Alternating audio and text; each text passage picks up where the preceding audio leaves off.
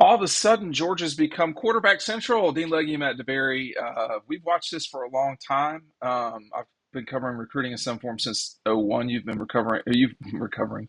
You've been a recovering recruiting analyst for some time now, almost 10 years. And did you think Georgia would be in this position with quarterbacks um, in the 2010s? Talking about Kirby's beginning, because at this stage they have a line of guys who have really they are well sought after quarterbacks. And I'm not sure it always felt like that, Matt. Yeah, I mean, Jake Fromm was a five-star. When Kirby Smart came in, he flipped Jake Fromm over. So you had a sense then that, okay, this guy's a defensive-minded coach. He's going to turn the defense around, but he can also recruit. Everyone knows that.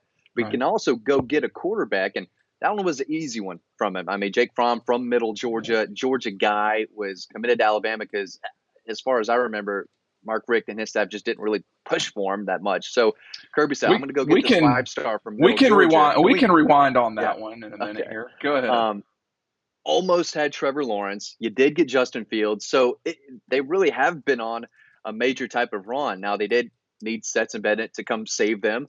But you land five-star Brock Vandagriff, four-star who had a five-star high school career in Gunner Stockton. You didn't get Arch Manning. Four-star Carson Beck was a really good player, state champion. And then now Dylan Raiola, Ryan Puglisi, they're turning in. And these quarterbacks across the country know that, hey, if I go play Yeah. at Georgia, not only am I going to have probably the best offensive line in front of me, but I'm going to have weapons all over the place. I'm going to have a number of different backs that are going to help me out and can run the ball. And I'm going to have probably the best defense in college football on the other side. It's easy to win at a place like Georgia. And if you're extra super talented, yeah, it's a very easy place to go in and succeed in. So, not surprised by this. And I don't think it's going to slow down anytime soon, though, Dean. Well, I think it's maybe folks remember, maybe folks don't, but um, and Kirby's talked about this lately, Matt, that no one took more heat about Stetson Bennett than he did.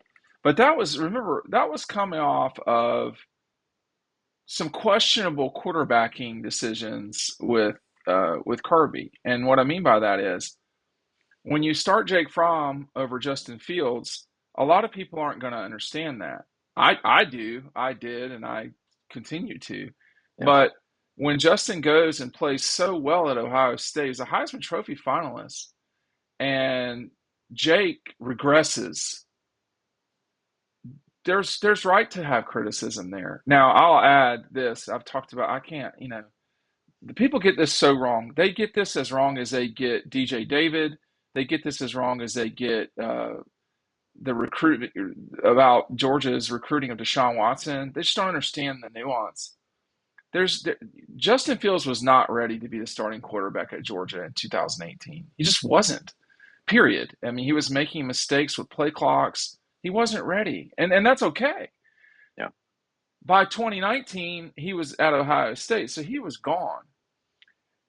Jake, in addition, regressed in 19, not really in 18. Am I wrong about that part?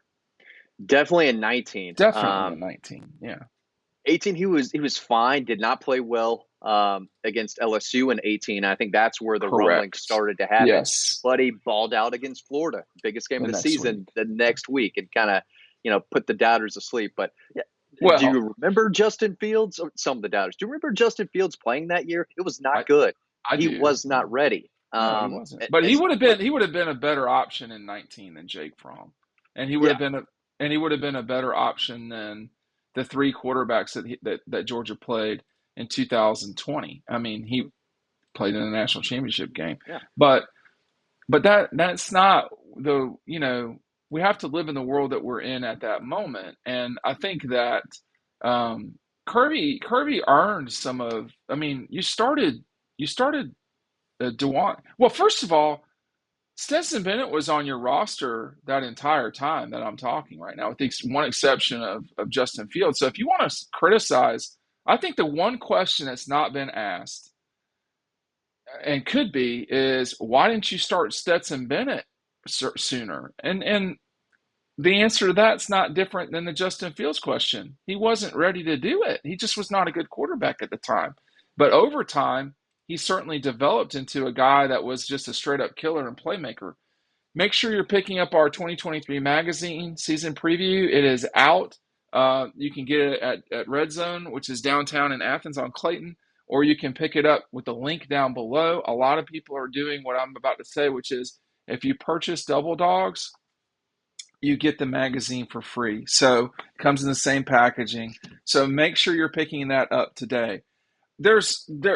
Matt. The thing about that 18 season was that when I were just talking about the 18 season, maybe we should move on to what the future will look like. But they had at 1 second there, Wes Muhlenberg, the photographer at Dawg Post for a long, long time, has this one image of Jacob Eason, Justin Fields, and Jake Fromm all in the same frame. It's like he's the only one that got that day, and that was a pretty good quarterback room. But I think the quarterback room, I don't know about now, but certainly in the future will probably be better than that.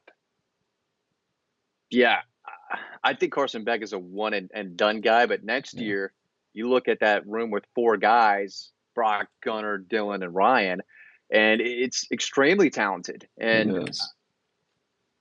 I just Jacob Eason was really good. I wonder how, if he never got hurt, what that would have led to, how good he would have been in 17 and 18.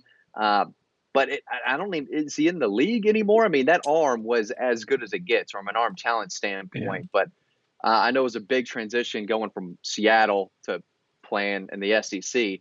And he had some bumps and bruises along the way, but you always thought, this kid still might have it, and he could lead Georgia to the promised land, and had some massive throws that year. But it didn't work out that way, and we'll see who the quarterback is next year. We think we know who it is this year. So Yeah. whoever wins the job, though, is going to be an extremely talented quarterback who can make a lot of different throws. I don't think a walk on is ever going to win the job anymore. And who knows? But they're going to be stacking up with 5-star quarterbacks for the foreseeable future. So you're saying Jackson Muschamp will not lead them to back-to-back national championships?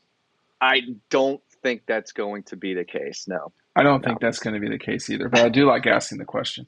Um, I think when you look at, you put some film up of Ryan Puglisi earlier, yesterday when we're recording this. It's yesterday, and folks can see for themselves. I mean, Dylan Raiola obviously is a very.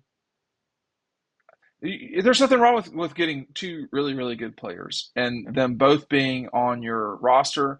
I mean, when Kirby left, Alabama had three first round guys on their roster, and Jalen. Oh no, they weren't first round. Excuse me, three NFL starters, and Jalen Hurts, Tua Tagovailoa, as well as Mac Jones, and then soon thereafter had Bryce Young. Now they have an issue right now, I think, but I mean, I'm not saying that you should recruit this way all the time if you're Kirby, but it's certainly not out of the realm of possibility. Alabama's been doing this quicker than Georgia did, and it's paid off for the most part. I mean, the problem for Alabama's been Georgia's defense, I would say, but they've done this themselves, Yeah, it's not like recruiting a kicker or punter where you just get one every 3 years. You've right? got to get a guy in there because you got to compete. You have to compete with others to win the job to make you feel better. I think one of Jake Fromm's downfall is that when Justin Fields left, there was no one behind him. There was no one pushing him, and I don't know if he maybe took a step back as he knew that I don't have to practice at the same level I was because there's no one behind me gunning for my job. Maybe that hurt his level on the field, his play there, but James Coley didn't help. Jim Chaney probably, looking back on it, wasn't nearly No, as good as what Todd Monken brought to the no, table as a no. play caller either. So you need guys, you need to stack them up. You need to. I think there's You SEC do. coaches right now. I think it was Hugh Freeze who was like, we want a lot of quarterbacks. We want a lot of competition. Guys might leave, but you could also bring some in just as easily. So you want that competitiveness. And again, one guy goes down, your backup better be ready to go, and he better be really good because that can't just have a ruin your season We if your we've starting quarterback is down. Well, we've seen this. I mean, in 16, the starting quarterback in the first game did not finish the season as a starter. Same thing in 17, same thing in 20, same thing in 21. I mean, about Why half. did he start? against North Carolina? Why do you just have Grayson Lambert start just to have Jacob Eason take over later that game and then the rest of the season? I kind of never understood that, but Well, you know, okay, I was about so I would say the Nicholls State game is probably the answer to that question. Um, but that is another yeah, reason. Look, I think Kirby has grown as a head coach, and I think yeah, that part of that is his handling of the quarterbacks has gotten better. Um, but but he did make some decisions that to me, like I don't know that that was the end of the world that he started Grayson.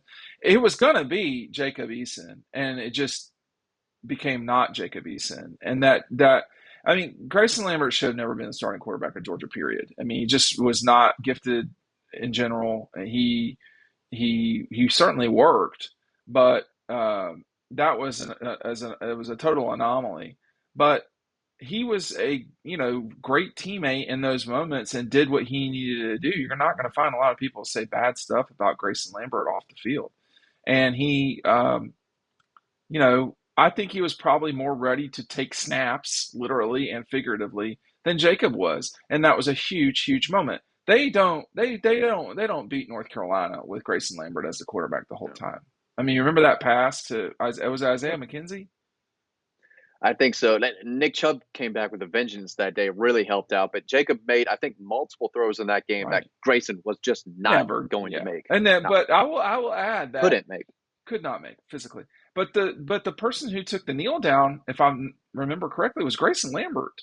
I think they had to get that. I may be remembering the Nicholls game because Grayson, I believe, played in that game too. But that we're even discussing Grayson Lambert in any way, I mean, it just would never be the case now. I mean, that was a one-off situation, and there were some other one-offs. I mean, that offensive line in 16 was not good. It was it. Tyler Catalina, Yeah, our I mean, left like tackle. he played in the NFL, but like he Uh, wasn't he did wasn't it? very he was not very good at Georgia. I'll say that. Um, but that those situations are not existing now, and it's because of the holistic approach to recruiting that Kirby has.